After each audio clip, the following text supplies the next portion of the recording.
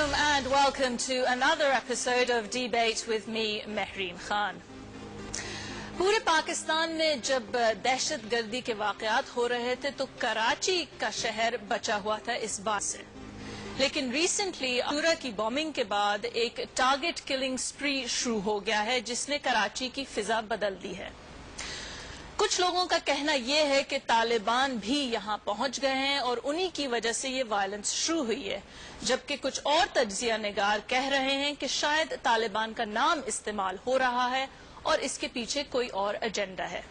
तो यही है आज की करारदाद कि कराची में तालिबान का वजूद नहीं है, और इसको डिबेट करने के लिए हमने दावत दी है दो ऐसी पार्टीज का जिनका कराची में बहुत स्ट्रॉन्ग पॉलिटिकल होल्ड है। Looking forward to a fiery debate. सबसे पहले मैं दावत दूंगी ग्रीन टीम पर इस रेजोल्यूशन को प्रपोज करने के लिए शाही सैयद साहब को, जो कि प्रेसिडेंट हैं।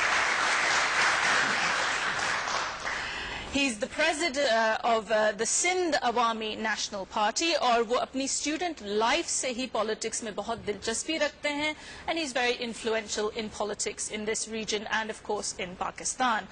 और उनका साथ देंगे नुमाइंदगी करते हुए दानिश खान, जो कि फाइनल ईयर स्टूडेंट हैं पेट्रोलियम इंजीनियरिंग में NED यूनिवर्सिटी में। He is a very talented debater and we're looking forward to his unique style of debating. And on the red team, जो कि करारदाद के अगेंस्ट हैं, इसकी मुखालफत करेंगे फैसल सब्जवारी साहब। It's a great pleasure to welcome him. ये हैं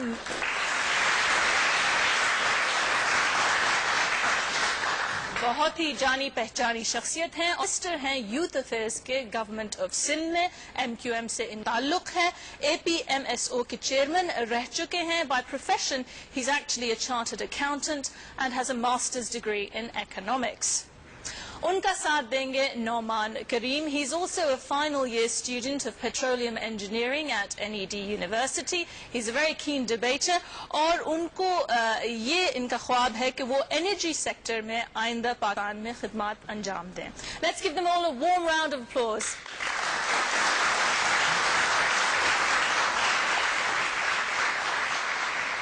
और आज की जो हमारी स्टूडियो ऑडियंस है वो NED यूनिवर्सिटी कराची से है। सो लेट्स सी कि इन स्टूडेंट्स की क्या राय है स्पीचेस सुनने से पहले। ऑडियंस मेंबर्स, आज की करारदाद है कि कराची में तालिबान का कोई वजूद नहीं है।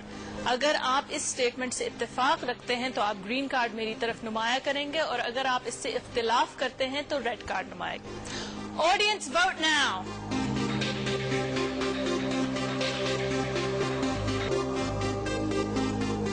Okay, so it looks like कि ग्रीन टीम की लीड बहुत ज्यादा है, 65% to 55, यानी इस ऑडियंस की ये अभी इत्तेफाक रखते हैं इस रेजोल्यूशन से।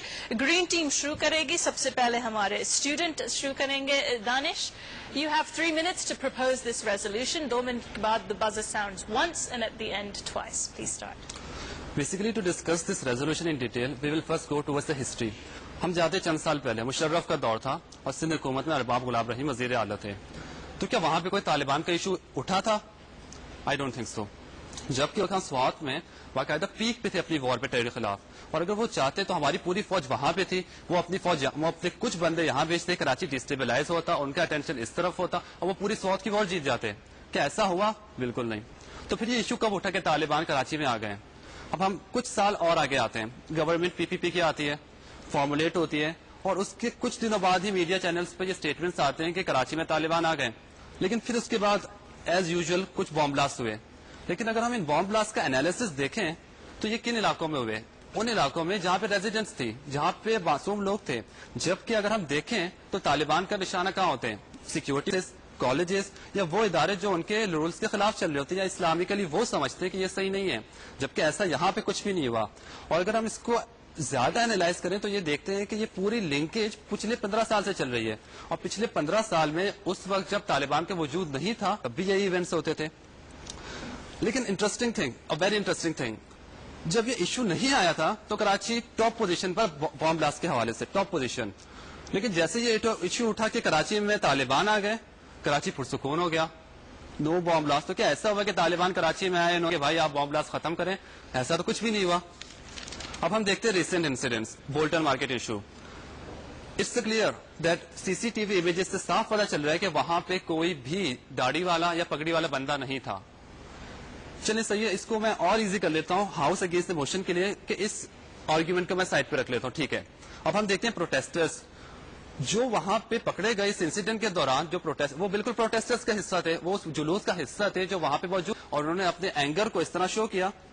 لیکن چلیں اس آرگیومنٹ کو میں سائڈ پہ رکھ لیتا ہوں, چلیں اس کو اور ایزی کر لیتا ہوں. اس کے کچھ دنوں بعد ہی ایک اسٹیٹمنٹ آتا ہے ایک طالب علم سے کہ یہ سوسائڈ معاملات ہم نے کرائے. لیکن اب جب انسپیکشن ہوتی ہے, انالیسز ہوتا ہے, پتہ چلتا ہے کہ وہ معاملات تو تھا ہی نہیں, وہ تو ایک پلان معاملات تھا, سوسائڈ معاملات تو تھا ہی نہیں. تو اس سے کیا پتہ چلتا ہے کہ کیا طالبان کر رہے ہیں؟ نہیں, بیسیکلی یہاں پہ 15 ایجنسیز ہیں جو باقاعدہ پاکستان کو ڈیسٹیبلائز کر رہی ہیں, اور یہ ان کا ہاتھ ہے جو طالبان کے پیچھے رہ کر ان کا نام استعمال کر کے اس کو ڈیسٹیبلائز کر رہے ہیں. لیکن سپوز اگر یہاں پہ ہیں, میں نے مان لیا چلے یہاں پہ ہیں, تو ان کی لیول آف ایکٹیویٹیز کیا ہیں؟ کیونکہ وہ ہوں گے تو اپنی ایکٹیویٹی کو کریں گے, چاہے ہائی لیول ہو یا سلو لیول ہو, چاہے ویڈیو شاپ, باربر شاپ, کچھ بھی ہو. تو آخر میں اپنا کنکلوژن اس بات پہ دوں گا کہ یہ ایک ایشو ہے جس سے لوگوں کو ڈرایا جا رہا ہے. کیونکہ اگر یہاں پہ طالبان ہوتے تو ریسپیکٹفلی میم یہاں پہ ایک داڑھی والا بندہ ہوتا, یہاں پہ 2 طالبان ہوتے, وہاں بھی 2 طالبان ہوتے, اور اس شو کا نام ہوتا debate with Taliban. Debate with Mehreen Khan نہیں ہوتا. تھینک یو ویری مچ طالب خان.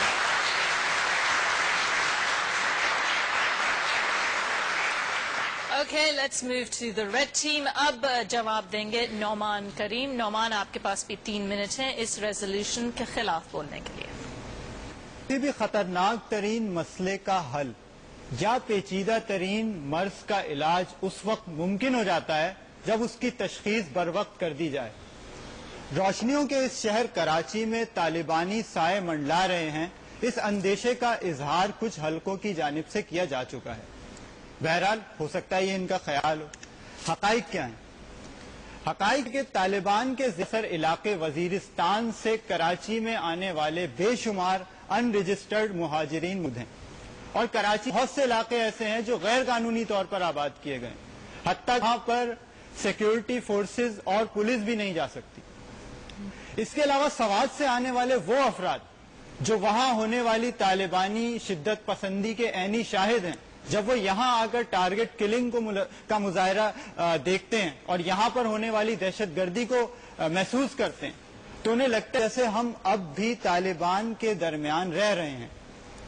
پھر ہم دیکھتے ہیں کہ کراچی میں ڈکیتیاں ہوتی ہیں, وارداتیں ہوتی ہیں, سونا لوٹا جاتا ہے, لوٹ مار کی جاتی ہے, اور کچھ عرصے بعد پیسہ بھیجا جا رہا ہوتا ہے وزیرستان کی جانب, اور وزیرستان میں طالبان کی موجودگی تمام تر شک و شبہات سے بالا تر ہے.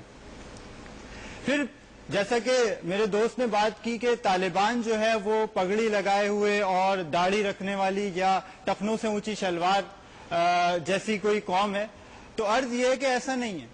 طالبان تو وہ افراد ہیں جو جبرن شریعت کو نافذ کرنا چاہتے ہیں, اور ہم نے دیکھی ہے ابھی حالیہ دنوں میں کوڑے والی ویڈیو اس کا ثبوت ہے.